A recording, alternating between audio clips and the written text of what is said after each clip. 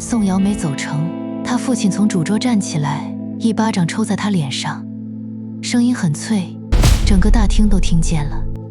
宋瑶捂着脸，眼泪掉下来，红色礼服的肩带滑落一边。他看了顾言一眼，顾言没动。真有意思。你手里还有什么？我笑了。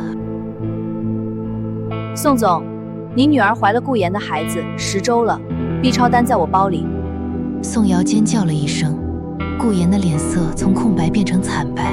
我是在顾言书房的文件袋里发现的，或者他根本没打算藏，他觉得我发现了也会忍。宋父又扬起手，被顾父拦住。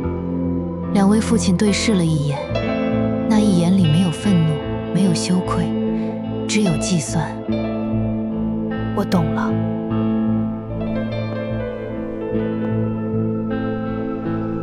你们呀。